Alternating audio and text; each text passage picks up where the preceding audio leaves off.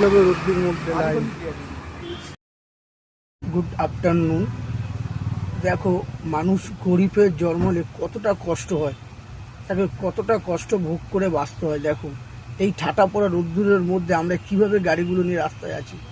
আমি একা বলে না, আমার সাথে যত গাড়ি আছে সবাই মিলে একসাথে কিভাবে আছি। দেখো ভাই, রোদ্দুরের মধ্যে কিভাবে গাড়িগুলোকে নিয়ে ঠাটা রোদ্দুরের মধ্যে দাঁড়িয়ে আছি। কখনো আমরা বাচ্চারা বেরোবে নিয়ে যাব, বা যারা উবের শ্যাটেল চালাচ্ছে তারাও উবের শ্যাটেল নিয়ে যারা আছে, এদের কোনো, আমাদের তো নির্দিষ্ট পার্কিং নেই। এবার রাস্তাঘাটে যেখানে ফাঁকা পাবো আমাদের রাখতে হয়, রোদ্দুর মধ্যে ঠাটা পড়া রোদ, আর তার মধ্যে এই গরম। দেখো, তোমাদের দেখায় তাহলে বুঝতে পারবে। তো এখনো পুরো গাড়ি ঢোকেনি, পরপর গাড়ি ঢুকছে, দেখতে পাবে এই জায়গাটা পুরো ভরে যাবে গাড়িতে।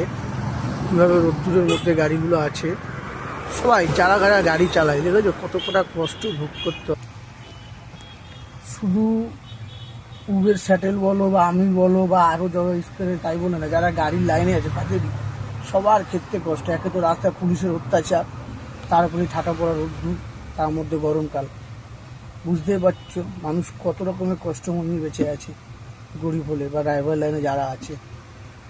তো সবাইকে এটাই বলবো, অন্তত কিছু দিতে না পারো সম্মানটা অন্তত ড্রাইভারদের দিও, তাদের অন্তত তোমাদের একটু হলেও প্রয়োজনে কাজে লাগে।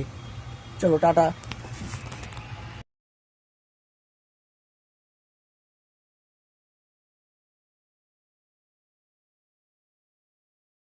রোদ্দুর মধ্যে গাড়িগুলো দেখতেই পাচ্ছ, ঠাটা পোড়া রোদ্দুর কি হয়, সব রোদের মধ্যে গাড়িগুলো দাঁড়াবো, তার মধ্যেই গরম।